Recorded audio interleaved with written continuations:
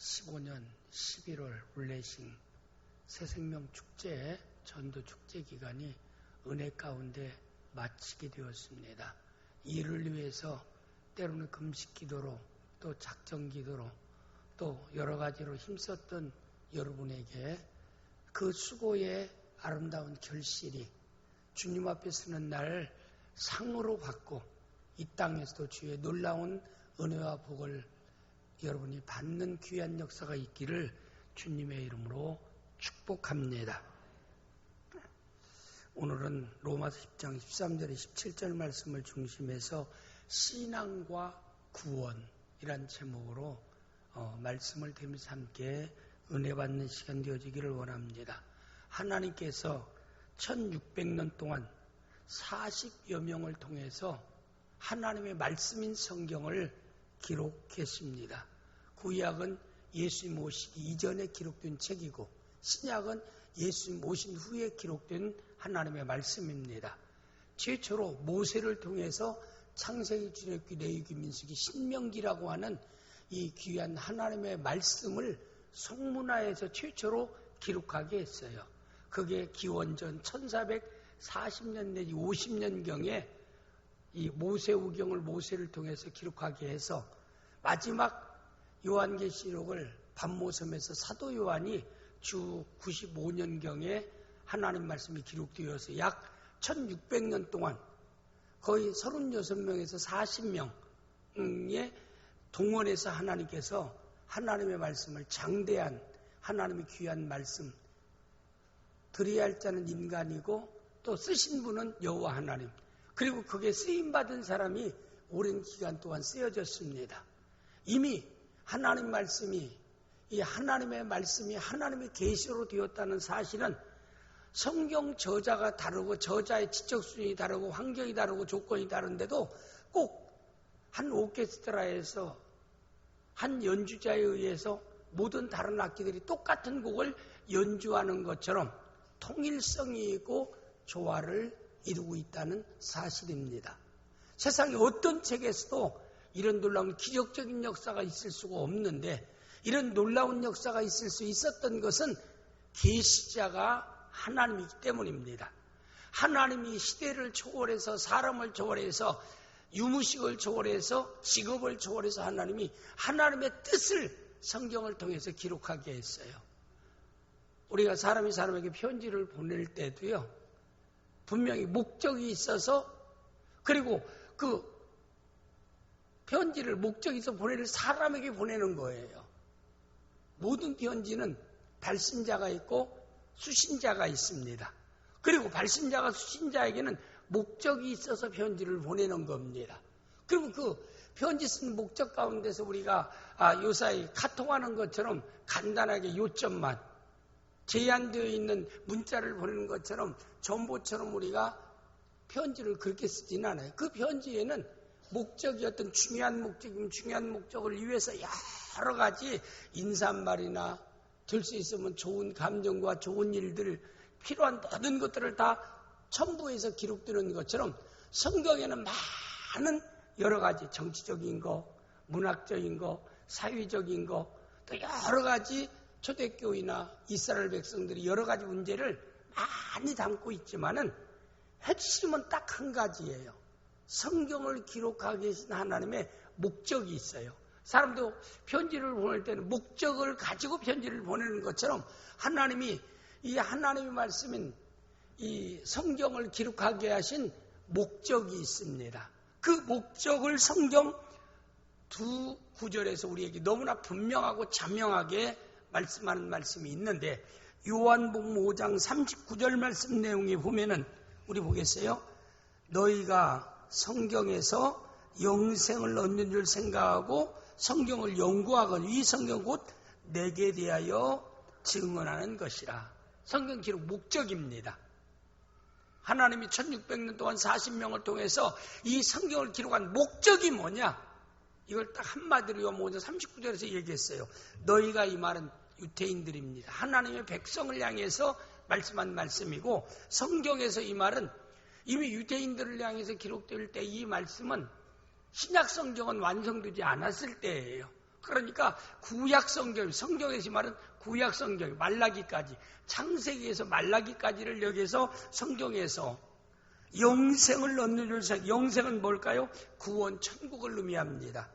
생각하고 성경을 연구하고, 이건 성경을 읽고, 듣고, 공부하고, 묵상하고, 암송하는 거, 말씀 가까이 하는 그 이유가 어디 있느냐?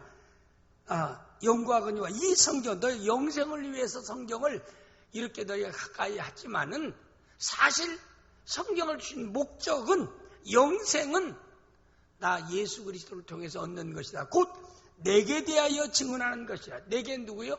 예수 그리스도에 대하여 증언하는 것이다.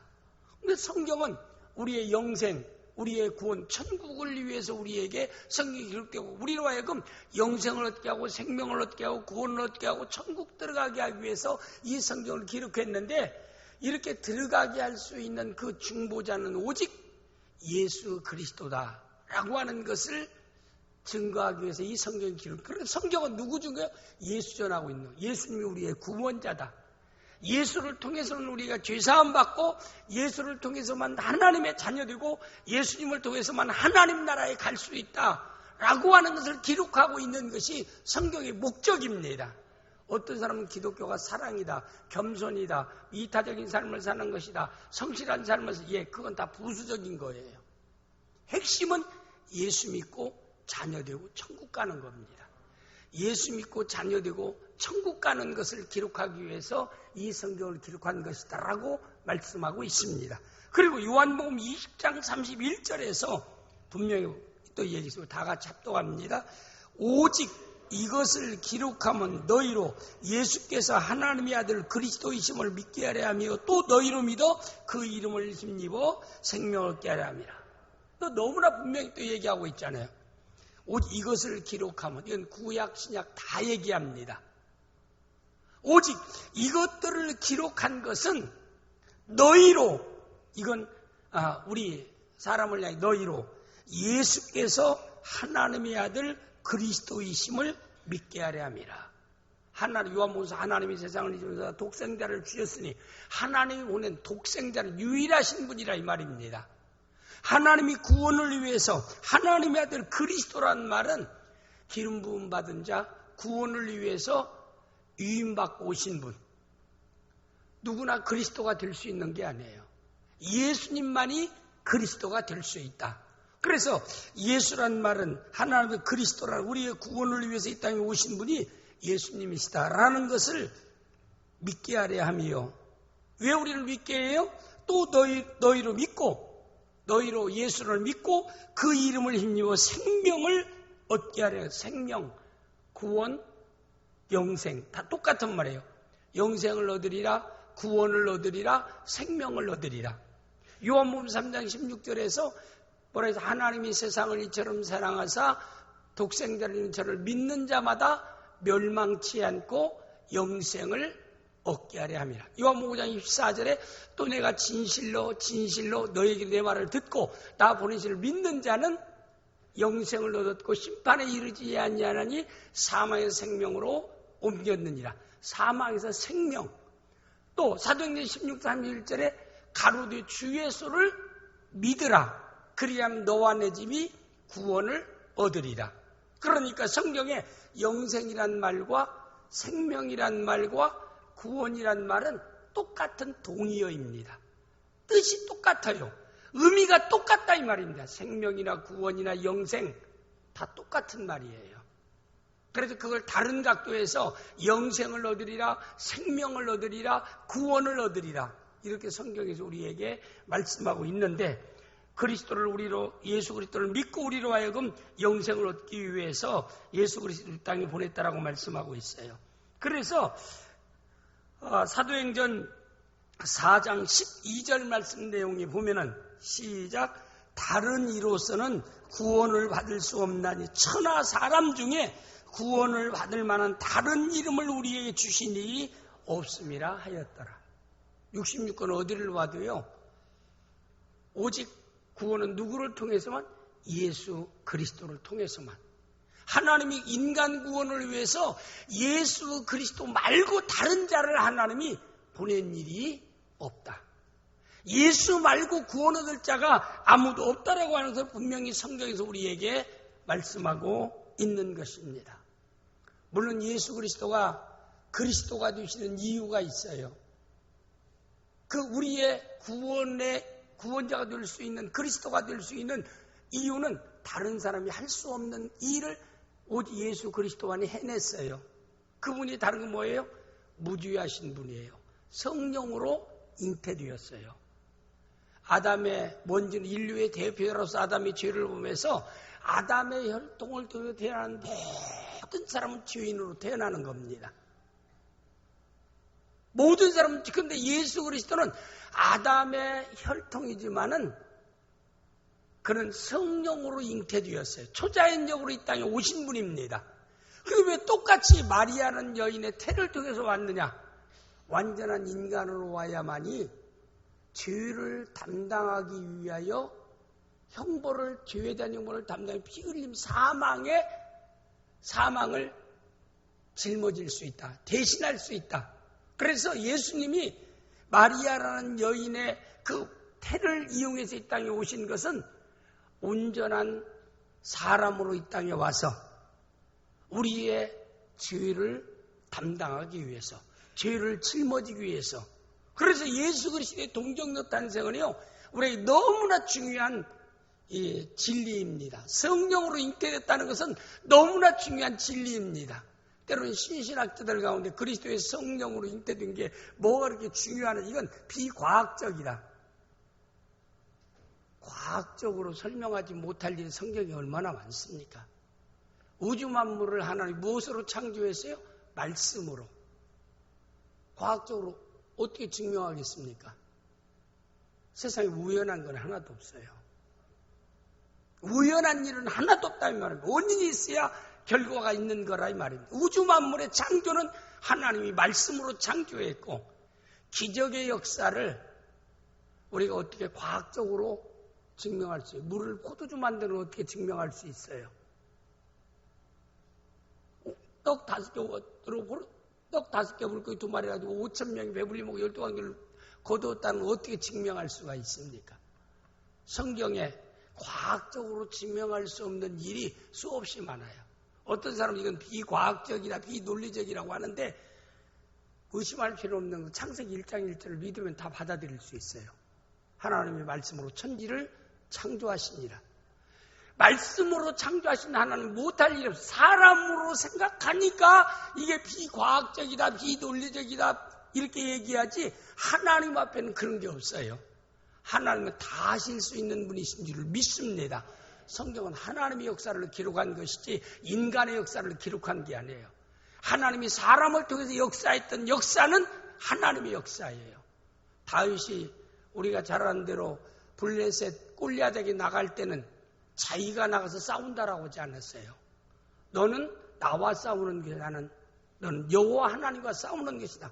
너는 창과 단창으로 내게 나는 만군의 여호와의 이름으로 너에게 나간다고 그랬어요. 그러므로 너는 내 어린 다윗인 나와 싸우는 게 아니라 내 위에 계신 하나님과 네가 싸울 터인데 네가 하나님을 어찌 이길 수 있겠느냐. 그 고백이 누구고요? 어린 다윗의 고백이에요. 그런 여러분과 저는 인간적으로 참 우리가 대적해야 할 상대가 골리앗이라 할지라도요, 하나님이 우리를 붙잡고 계시면, 함께 하시면 우리 능히 승리자가 되어질 줄 믿습니다.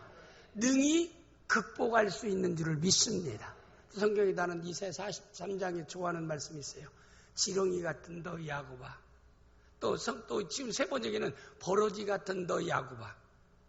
참 사실 우리는 지렁이 버러지는 특성이 뭐예요?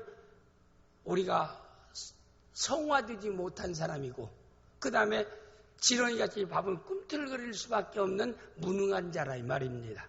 그러나 너희가 내 손에 붙잡히면 새 타작기계로 내가 너를 삼으리니 산들과 작은 산들을 쳐서 부스러기를 만들 것이고 여호와를 그리고 모든 나라 회리바람으로 흩어버릴 것이니 너는 여호와로 인하여 즐거워하고 이스라엘의 거룩한 자로 인하여 자랑하리라. 우리는요, 우리 실제의 우리 주제는 지렁이입니다. 무능자예요. 실제의 주제는 버러지예요. 성화되지 못한 사람이에요. 사실 우리가 하나님의 완전 율법 앞에 자신을 비춰보면 정말 우리는 너무나 초라합니다. 너무나 정말 하나님 앞에 더러운 자입니다. 목사님, 저는 어제 사우나 갔다 와서 깨끗한데요? 그렇게 받아들이면 그대로 받아들이세요. 우리는 사실 더러운 자입니다. 여러분 자신 가만히 보세요. 얼마나 못됐는가. 저는 제 자신은 사실 말씀 위에 좀 되게 못된 자예요. 저만 느끼는 것일까요? 누구나 빛되신 여호와 하나님 앞에 말씀 앞에 다 비춰보면 말이에요. 우리는 다 성화되지 못한 자입니다. 마치 버러지 같은 자입니다.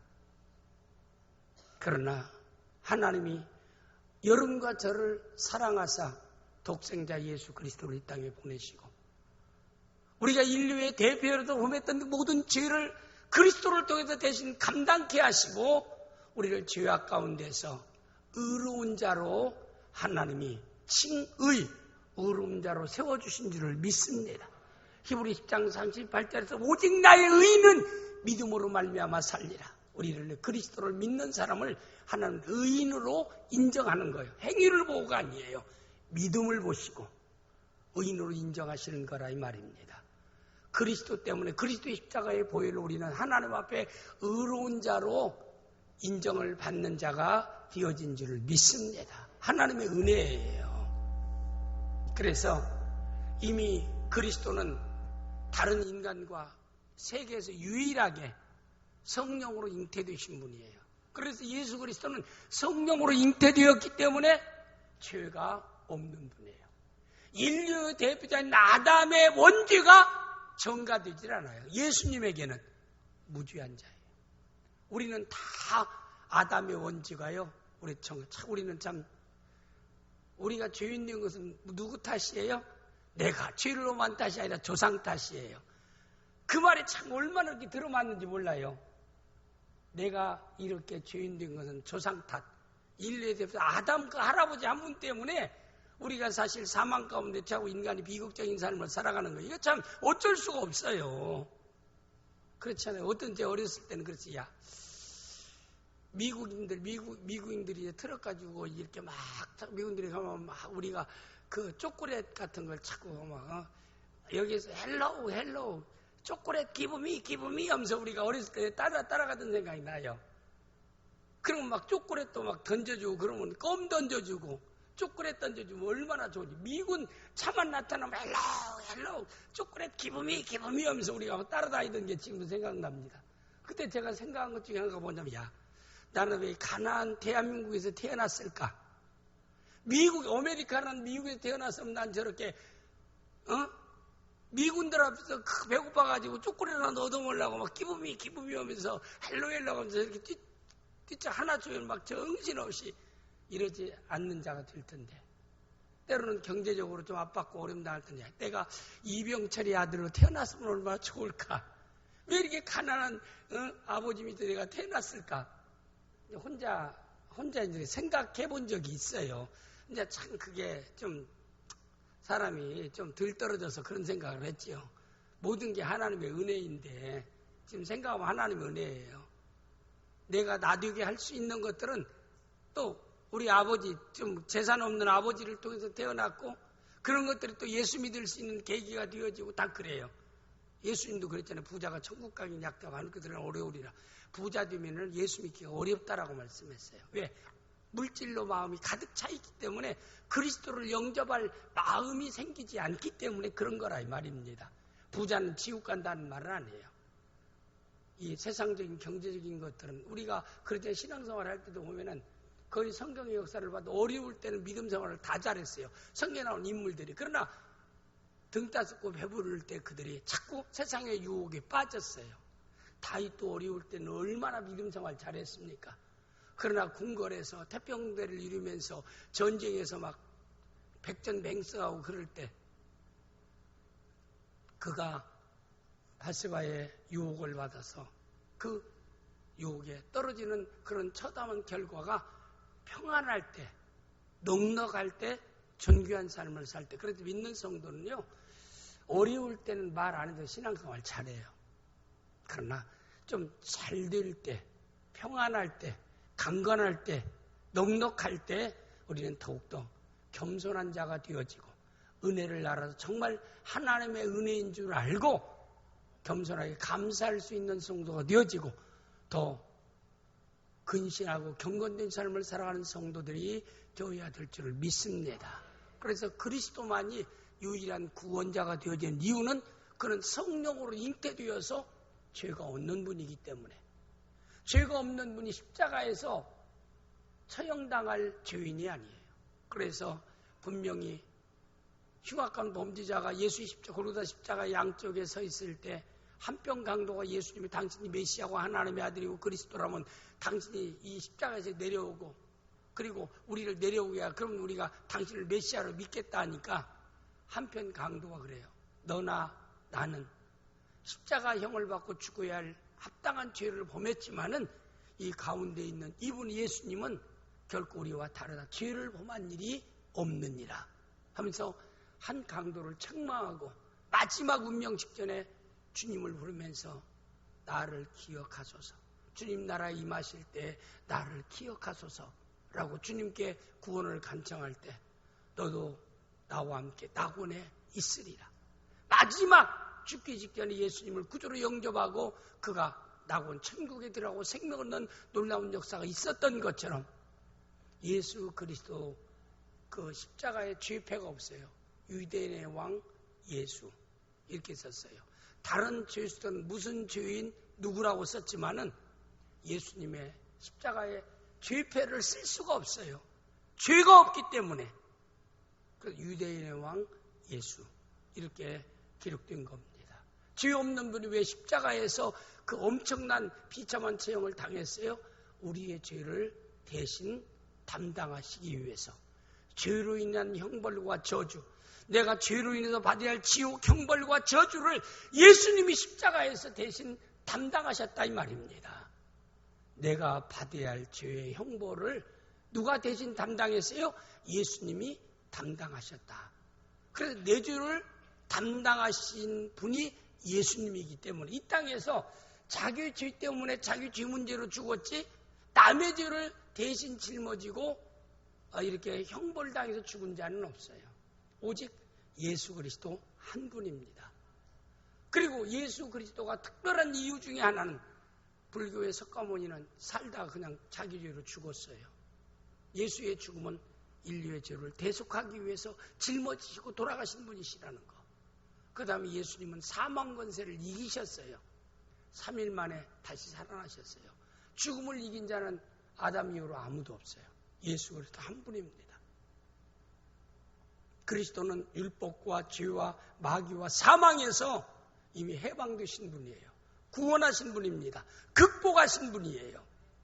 그리고 많은 사람이 보는 가운데 영원한 나라로 승천해 가셨어요. 그리고 다시 그분이 재림하실 분이기 때문에 5가지 특별한 사항을 통해서 천하 어느 인간도 예수 그리스도를 흉내낼 수 없는 것입니다. 그래서 사도행전 4장 12절에 천하 인간은 예수 말고 다른 구원의 이름을 우리에게 주신 일이 없다. 이렇게 말씀하고 있는 것입니다.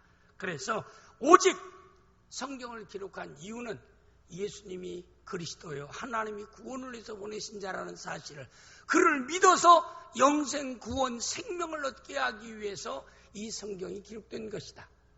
다른 건 다 몰라도요 성경 창세 요한계시가 있고 예수님이 그리스도이심을 내가 믿습니다 하면 성경 다 한 거예요. 그러나 다른 건 뭐 성경의 역사적인 거, 율법적인 거, 뭐 수많은 교훈을 잔뜩 많이 알았다 할지라도 예수님이 그리스도라는 사실을 내가 깨닫고 영접하지 못한다면 성경을 전혀 모르는 것이나 마찬가지입니다.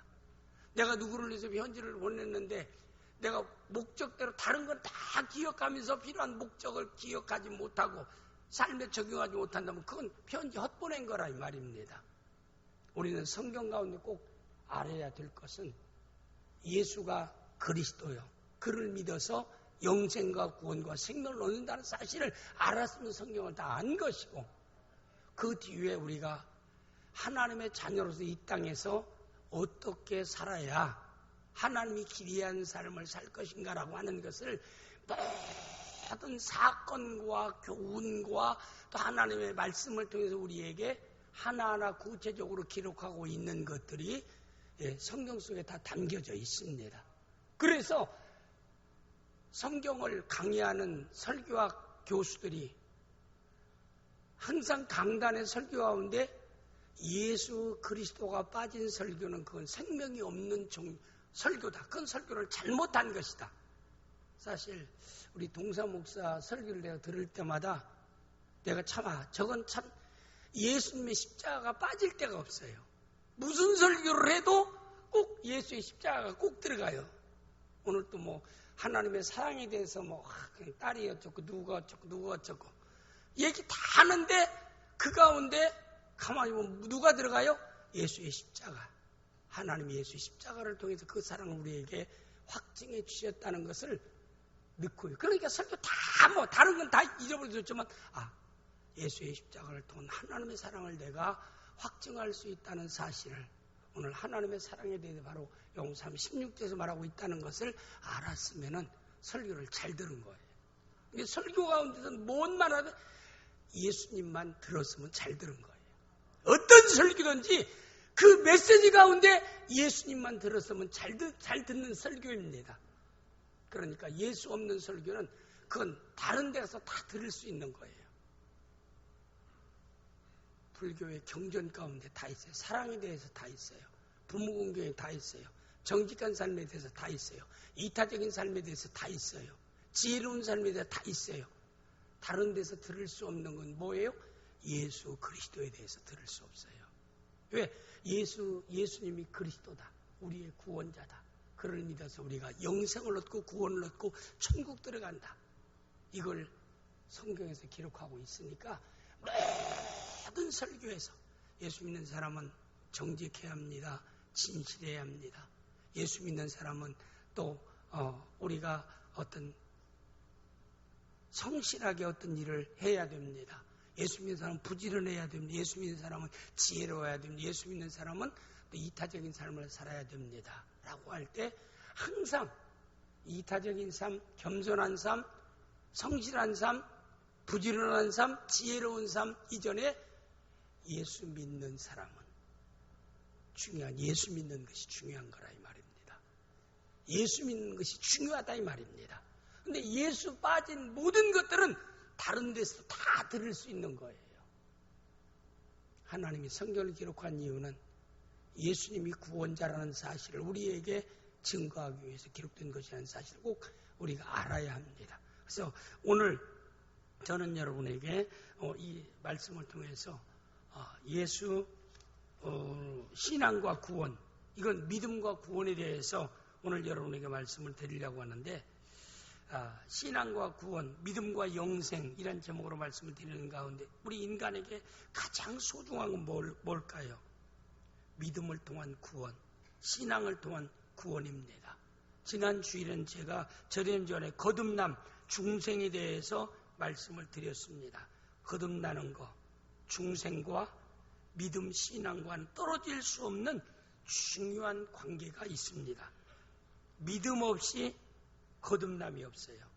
신앙 없이 중생 거듭남은 똑같은 말입니다. 거듭남은 믿음 없는 거듭남, 신앙 없는 중생은 결코 없습니다. 에베소 2장 1절에 보면은 그는 허물과지로 죽었던 너희를 살리셨도다. 그는 예수 그리스도는 허물과지로 죽었던 여러분과 저를 살리셨도다. 그래서 예수 안 믿는 사람은 육신은 살아있지만 영적으로 죽어있는 자예요. 죄로 죽어있는 자예요. 그럼 살아계신 하나님과 죽어있는 자가 소통할 수 없어요. 교통할 수가 없어요. 화합할 수가 없다. 관계를 이룰 수, 산 자와 죽은 자는 관계할 수 없습니다. 그렇잖아요, 여러분. 때로는 여러분의 가까운 친구나 젊은 사람이 그냥 고우했습니다. 장례식장에 가서 거울을 딱 보면은 그 사진을, 영전의 사진을 보면 어떤 생각이에요? 조금 전까지, 어제까지 나와 같이 이렇게 대화하고 교통했는데 지금 가서 아무리 그 이름을 불러도요, 대답이 없어요. 왜 대답을 못할까요? 그는 죽은 자요. 나는 살아있는 자이기 때문에. 하나님은 살아있는 하나님의 말씀입니다. 하나님 말씀을 들을 수 있는 자는 누구만이 들을 수 있어요? 산 자만이 들을 수 있는 거예요. 산 자만이 들을 수 있는 거. 그래서 예수 믿는 사람은 이미 새 생명을 얻은 자, 거듭난 자, 중생한 자, 산 자가 됐어요. 그래서 강력하게 얘기하면은 한 집안 식구끼리도요, 죽어있는 자와 산 자가 같이 살니까 소통이 안 되는 거예요. 어떤 사람은 그래요. 시체하고, 영적으로 죽어있는 시체하고 살아있는 새 생명 얻은 자하고 같이 한 이불 속에서 잠자고 산다. 부부 사이를 얘기해요. 그건 너무나 심하게 목사님 얘기하네요. 성경적으로 보면 예수 안 믿는 영적으로 죽어있는 자예요. 그래서 나는 하나님의 말씀을 듣고 믿고 확신해서 전달해도요, 죽어있는 자는 받아들일 수 없어요. 무슨 말인지가 내 마음에 들어오질 않는 거예요. 소통이 안 되는 거예요. 그래서 저는 항상 그래요. 결혼할 때 자녀들에게, 물론 세상적인 기준에 의해서 봅니다. 그걸 저는 무시하지는 않아요. 그렇잖아요. 뭐 여자가 남자에 대한 배우자를 선택할 때는 지금 현재는 항상 능력을 먼저 보고, 두 번째 성격을 보고, 세 번째 외모를 본다 그럽니다. 남자가 여자에 대해서 이성적으로 객관적으로 보면 첫째 인물을 보고, 두 번째 능력을 보고, 세 번째 성격을 본대요. 그러니까 남자가 약간 차이가 나요. 뭐 이건 객관적으로 하는 얘기라 사람마다 다 달라요. 그 뭐 순서가 다 바뀔 수는 있어요. 이런 조건을 우리 예수 믿는 사람은 무시하지는 않지만은 가장 중요한 믿는 사람은요, 산자하고 결혼해야 돼요. 여자도 산자, 죽은 자는 살려서 결혼하면 돼요. 너무나 막 살벌하게 목사님 얘기하네요. 죽은 자를 살려서 결혼해라. 그래야 소통이 돼요. 제가 얘기하는 얘기를 우습게 여기지만 저는 목회 35년, 나온교회 개척 35년, 부목사까지는 40년 넘게 성도들을 섬겨왔습니다. 수많은 사람으로 저는 40년 다 봐왔어요. 요사이 결혼한 애들 다 그냥 태어날 때부터 보았어요. 그 가운데 보면은 사람이 살아가면서요, 소통이 참 중요합니다. 통해야 되는 거예요. 관계가 너무나 행복과 관계는 끊을래야 끊을 수 없는 거예요. 대화가 통하지 않는데, 대화가 통하고 보면 아이고 답답해. 그러잖아요. 여러분이 아이고 답답해. 대화 통하지 않는 벽장하고 얘기해 보세요. 말하면 그게 전혀 들리지 않고 튀어서 그냥 나오는 사람, 메아리처럼 뛰쳐 나오는 사람하고 얘기해 보세요. 가슴이 답답해요. 여러분 그런 거 못 느꼈습니까?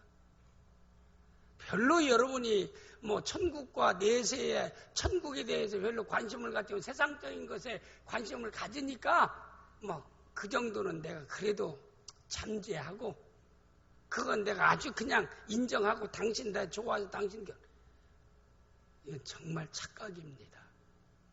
우리 분명히 알아야 돼요. 정말 외적인 조건 가지고 결혼을 원한다면 살려서 결혼하세요. 살리려고 해도 안 살아나면요, 그 결혼 안 넣는 게 좋아요. 이건 제가 인생을 오래 산 사람의 경험입니다.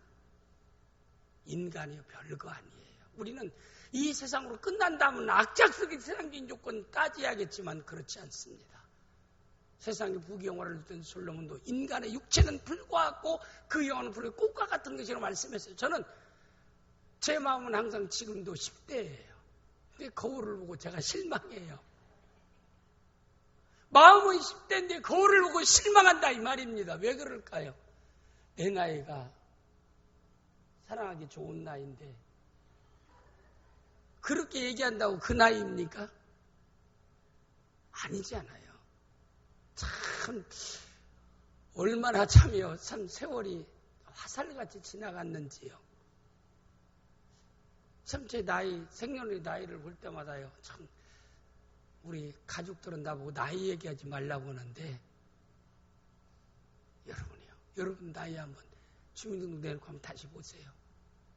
내가 언제 이렇게 세상을 살았는가? 하품만 하려고 하지 말고 한번 따져보자 이 말입니다. 이거 별거 아니에요. 잠깐 하면 10년 지나가요. 잠깐 보면 증손자 본다는 말 있어요. 그거 별거 아니에요. 세상 거. 그러면 스데반이 왜 순교하고 야고보도가 왜 순교하고 예수님이 왜 순교하고 예수님이 왜 33살에 죽겠습니까? 이 땅을 위해서 그랬을까요? 아니죠. 영원한 삶을 위해서 그런 겁니다. 우리 나온교회 성도들은 신앙이 조금 성장해서 영원한 나라를 이 지상세계보다 좀 더 무게를 두고 살아갈 수 있는 성도 되기를 바랍니다. 그럼 마음에 안 와될 거예요. 더 큰 집에 살고 싶고 세상적으로 좀 더 모든 걸 다 누리고 살고 싶지요. 사세요. 그러나 그런 것들은 다 영원한 나라를 준비하기 유용한 도구로 사용해야 돼요. 목적으로 정해서는 안 돼요. 건강도 도구입니다. 재력도 도구예요. 지혜도 도구입니다. 명예도 도구예요.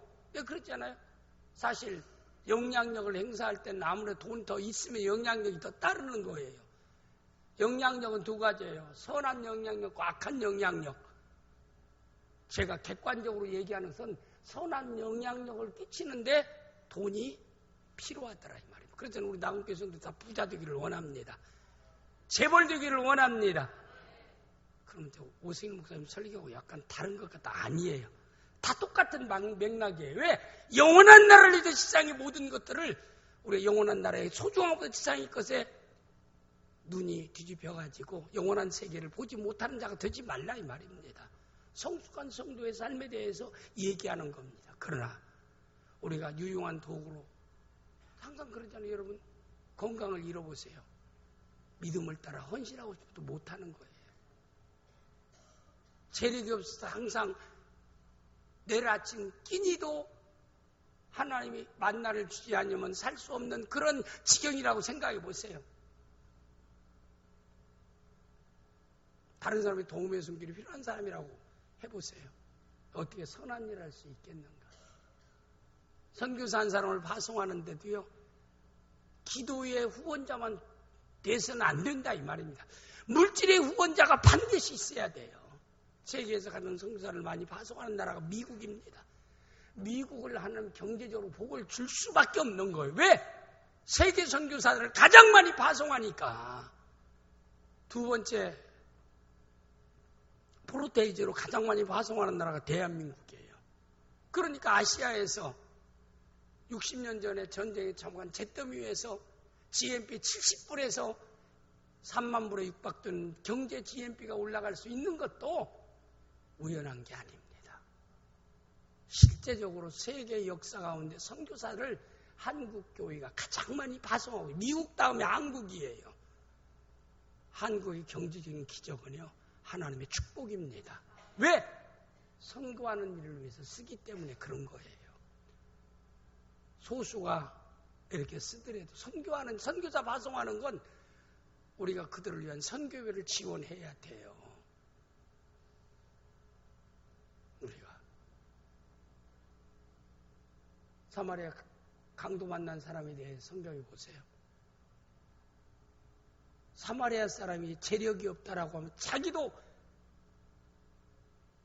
여관에 들어가서 자기의 숙박비도 없다라고 마ಹು간에 갈 수밖에 없다라고 어찌 마음은 간절해도 강도 만난 사람을 치료하고 그리고 또 주인에게 돈을 주면서 이 사람의 나는 목적이 있어서 가야 되지만 가야 할 동안에 내 대신 치료해주는 치료비를 당신에게 주고 만약에 넉넉하게 주지만 더 든다라고 하면 오면서 내가 그걸 지불해주겠다.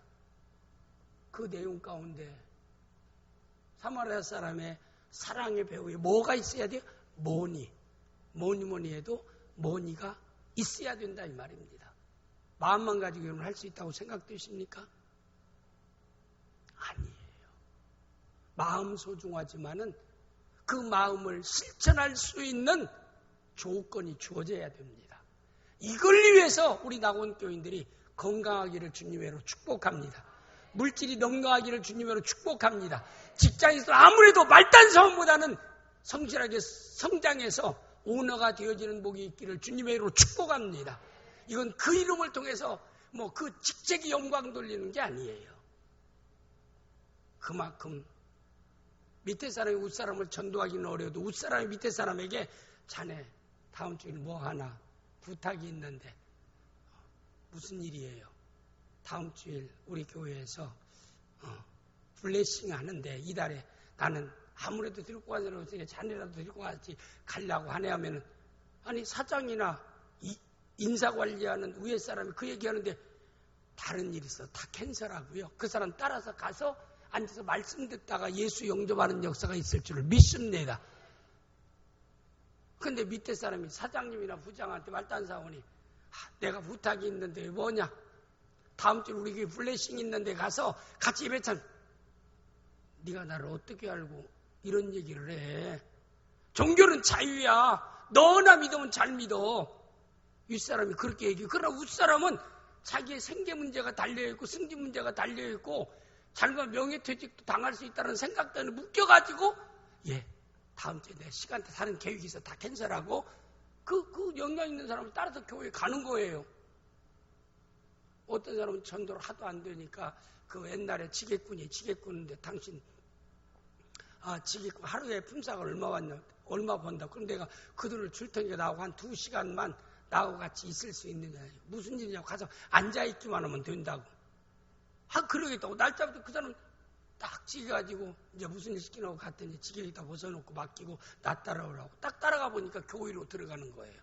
딱 예배 시작할 때까지 함께 예배 드리게 내 돈 하루 일당을 쳐주겠네.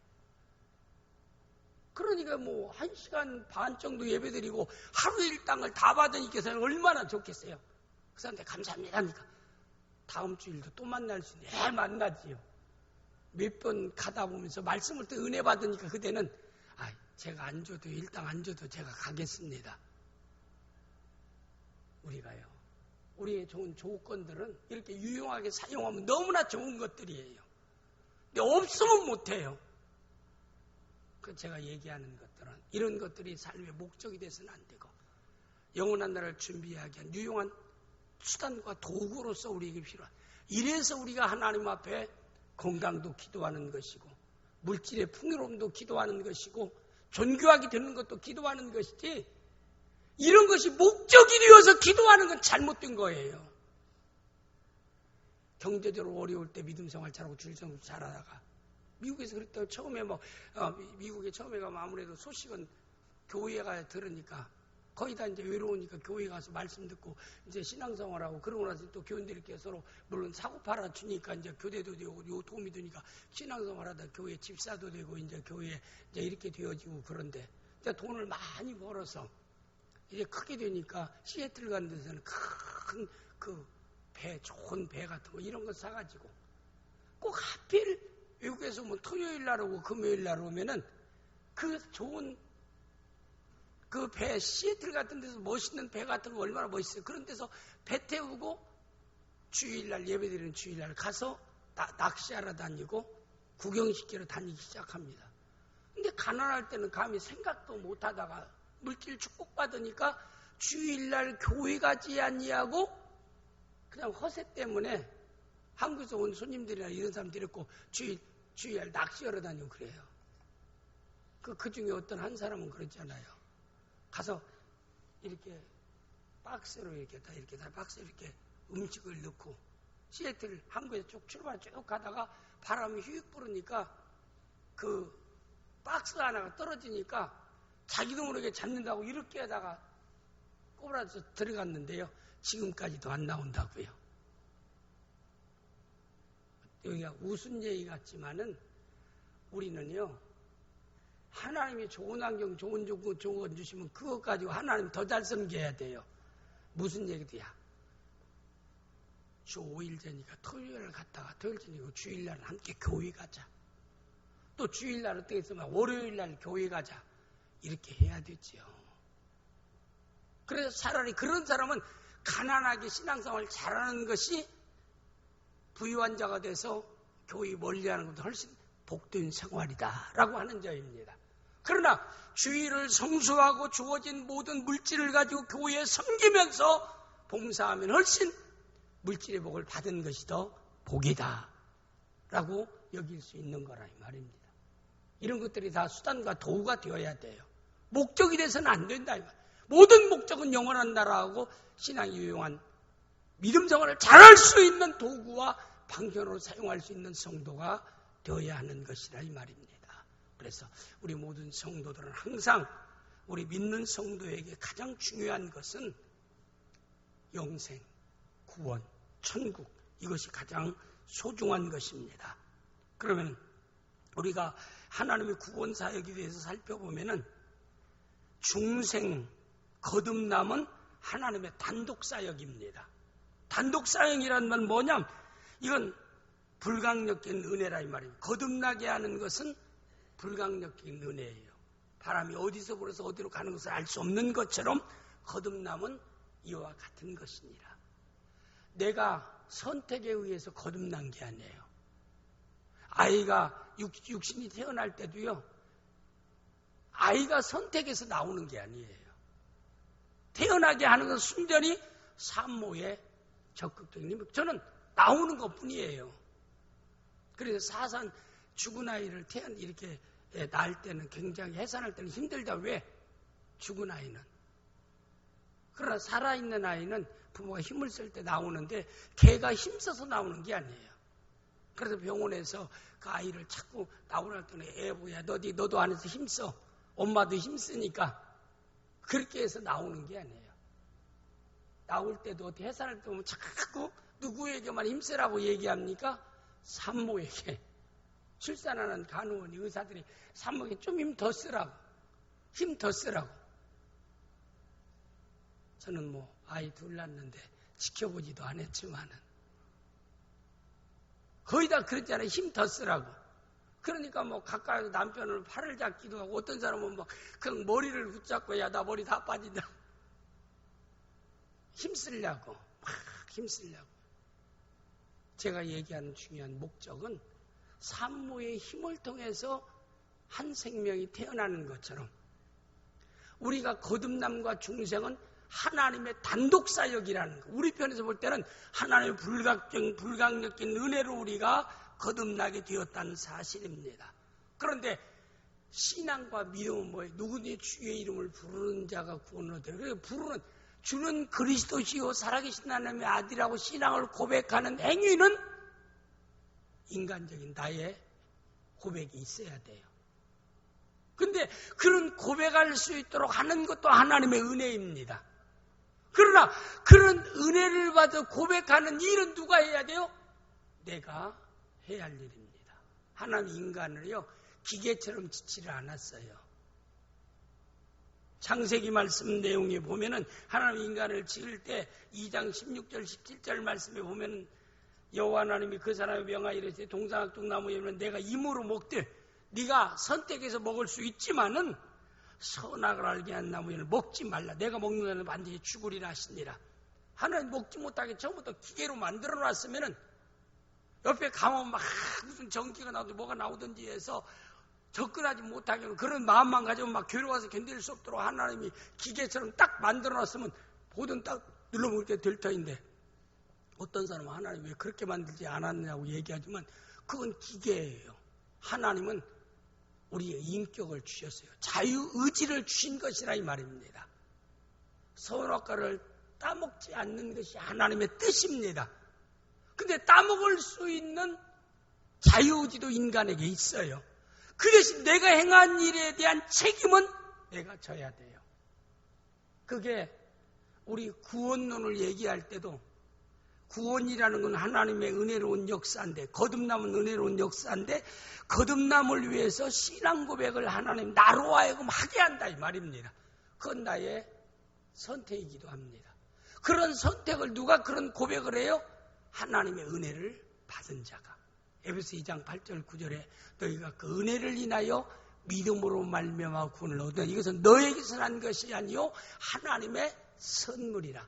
행위에서 난 것이 아니고 너희는 아무도 자랑할 자가 없다라고 말씀했어요. 그래서 우리가 여기 중요한 이 중생을 위해서 필요한 것이 믿음인데, 믿음은 하나님의 은혜와 인간의 반응, 인간의 주는 그리스도시요 살아계신 하나님의 아들이라고 하는 이런 고백이, 우리의 신앙 고백이 우리에게 있을 때에 이걸 통해서 우리가 하나님 백성 되고 하나님의 자녀가 되어지는 놀라운 구원의 놀라운 완성된 역사가 있게 될 줄을 믿습니다. 그런데 기계처럼 역사하지 않아요. 그래서 오늘의 말씀의 내용 가운데 그것을 중심해서 우리에게 말씀하고 있는 말씀의 내용입니다. 그래서 오늘 간단하게 요약하면 로마서 10장 13절에서 17절까지 말씀 내용이 보면 13절을 우리가 보겠어요. 우리 다 같이 시작. 누구든지 주의 이름을 부르는 자는 구원을 받으리라. 여러분 이 성경을 잘 보아야 돼요. 누구든지란 말은 이 땅에 살고 있는 모든 사람이 포함되어 있지 않아요. 누구든지란 말의 뜻은 뭐냐면 남녀노소 빈부귀천 유무식, 그리고 또 흑인, 백인, 황인 이런 걸 초월해서 여기서 누구든지 주의 이름을 부르는 자는 구원. 부르는 것은 나의 고백인데 부를 수 있는 것이 누구든지란 말 가운데 우리가 꼭 기억해야 할 것은 마태복음 1장 21절을 꼭 기억해야 돼. 누구든지라는 말로에 대한 해석은 마태복음 1장 21절이에요. 1장 21절 시작. 아들을 낳으리니 이름을 예수라. 이는 그가 자기 백성을 그들의 죄에서 구원할 자이시며, 누구든지 가운데서는 자기 백성, 하나님 백성 가운데 들어있는 사람은 남녀노소 빈부귀천 유무식을 막론하고 백인 흑인 황인을 막론하고가 누구든지지, 이 땅에 살고 있는 모든 사람이 다 구원에 포함되어 있다라는 뜻은 아닙니다. 그렇다면 예수님은 실패, 여호와 증인들이 예수님은 실패자라. 아담 한 사람부터 모든 사람이 죄인 되었기 때문에 두째 아담은 예수 그리스도 한 사람부터 모든 사람이 다 천국 가야 되는데 지옥이 있다는 것 자체가 이건 잘못이다라고 여호와 증인이 얘기합니다. 이건 잘못인 거예요. 누구든지는 하나님의 택한 백성 가운데 남녀노소 빈부귀천 유무식 혈통을 초월해서 누구든지란 말, 누구든지란 말은 사용 해석이 우리가 분명히 알아야 돼요. 만약 예수님이 전 인류를 구원하기 위해서는 전 지옥 간 사람이 없어야 돼요. 그럼 예수님이 실패자예요. 하나님의 계획은 그대로 100% 성취됩니다. 하나님의 계획은 하나님의 백성은 반드시 구원한다 이 말입니다. 그리스도가 재림을 늦추는 이유는 하나님의 백성을 구원하는데 복음을 전하게 하고 그 전한 복음을 믿게 하고 믿음을 통해서 하나님 백성으로 돌아오게 하기 위해서 그러기 때문에 온 세상의 모든 사람의 복음이 전파된 뒤에 그리스도가 재림하리라. 모든 사람에게 하나님의 택한 백성을 반드시 말씀을 듣게 하고 들은 사람을 하나님이 구원의 반열에 들게 하고 난 뒤에 하나님이 심판을 위해서 재림하리라 이 말입니다. 그래서 복음 전파되지 아니한 곳에 나가서 우리가 복음을 전해야 되는 것입니다. 그래서 오늘 누구든지 주의 이름을 부르는 자는 구원을 얻으리라 라고 하는 것은 하나님 택한 백성 가운데 남녀노소 빈부귀천 유무식 청백 흑인종을 망라해서 누구든지라는 말씀의 뜻이라는 것. 주의 이름을 부르는 자라는 말은 뭐예요? 마태복음 10장 16절에 주는 그리스도시요 살아계신 하나님의 아들이라고 신앙을 고백하는 자들은 누구든지 주의 이름을 부르는 자는이라 있어. 부르는 자는 구원 얻으리라. 주는 그리스도시요 살아계신 하나님의 아들이라고 신앙을 고백하는 사람만 구원을 얻게 되리라. 이렇게 말씀하고 있는 것입니다. 그리고 14절 말씀에 그런즉 그들이 믿지 아니하는 일을 어찌 부르리요? 내가 예수 안 믿는데 어찌 주는 그리스도의 살아계신 하나님이라고 고백할 수 있는가? 그리고 복음을 듣지 아니하는 이가 어찌 믿으리요? 신앙 고백은 예수 복음을 듣지 않고 그리고 전파하는 자가 없이 어찌 복음을 듣겠는가? 그리고 보내심을 받지 아니하시면 어찌 전파하겠느냐? 이런 것들이 다 구원을 위해서는 하나님께서 모든 걸 다 핸들링해 가십니다. 하나님 다 주관해 가셔요. 하나님이 먼저 우리를 믿게 하고 우리를 통해서 복음을 전하게 하고 전한 복음을 듣게 하고 들은 자들에게 믿게 하고 그 믿음을 통해서 하나님의 자녀를 만들고 또 하나님의 만드는 교회를 이루고 또 그 사람을 또 전하게 하고 전한 말을 듣게 하고 들은 사람을 믿게 하고 믿는 사람을 신앙 고백케 하고 신앙 고백한 사람을 하나님 백성 만들어 하나님의 교회를 만들고 또 그 다음에 또 보내고 그들이 가서 전하고 또 전한 것을 듣고 믿고 고백하고 하나님 백성 되고 하나님의 교회를 이루고 또다시 또 나가서 또 전하고 듣고 이게 이 말씀의 내용. 그러니까 교회가 교회다운 교회는 어떤 교회예요? 복음 전하는 교회예요. 복음 전하지 않는 교회는 교회다운 교회가 아닙니다. 그건 다른 어떤 목적을 위한 집단일 뿐이에요. 하나님이 기뻐하는 교회가 아니에요. 하나님이 교회를 세운 이유는 다른 거 없어요. 하나님 나라를 이 땅에 확장하기 위한 목적입니다. 우리 나군 교회에서 이렇게 복음 전도를 위해서 열심히 블레싱을 하고 전도를 위해 힘쓰는 것은 우리가 제대로 하나님께 인정받은 교회의 사명을 감당하는 역사가 있게 되는 것입니다. 그래서 결론적으로 하나님이 가장 성경에 직접 아름답도다라고 말씀, 로마서 10장 15절 말씀 내용이 보면 결론적으로 여기 보내심을 받지 않으면 어찌 전파하리요 기록된 바 아름답도다 좋은 소식을 전하는 자들의 발휘함과 같으니라. 하나님이 가장 아름답게 보는 선한 행위는 복음 전하는 발걸음이라고 그랬어요. 이건 생명 살리는 세상에서 최고의 착한 일은 영생을 위해서 육신의 생명을 살리는 사마리아의 강도 만난 사마리아 사람의 일도 위대하지만은 복음 증거하는 사마리아인이 동이를 내던지고 자기 마을에 가서 내가 메시아 예수를 만났다 와보라에서 복음 증거했던 사마리아 여인이 사마리아 여행자보다 더 착하고 선한 일을 한 자입니다. 저는 믿는 성도가 최고의 착한 행위, 선한 행위, 하나님의 뜻을 이루는 행위는 전도하는 것인 줄을 믿습니다. 복음 전하는 것인 줄을 믿습니다. 내가 그 일을 위해서 나를 하나님의 자녀 삼았어요.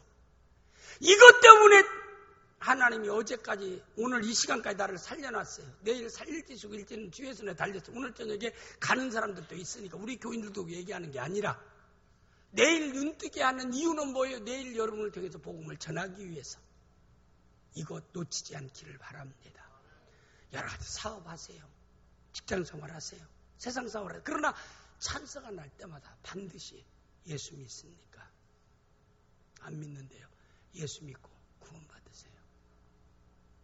언제라도 꼭 이 마음 가지고 세상을 살기를 바랍니다.